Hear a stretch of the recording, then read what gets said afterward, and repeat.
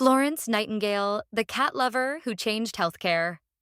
Florence Nightingale is famous for revolutionizing nursing. But here's a fun fact.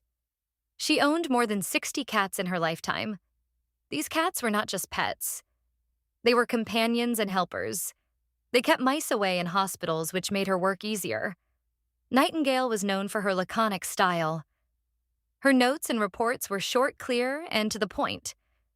This helped her share important ideas quickly, yet her love for cats shows a softer side. She believed in care for all living things. Today we remember her for saving lives.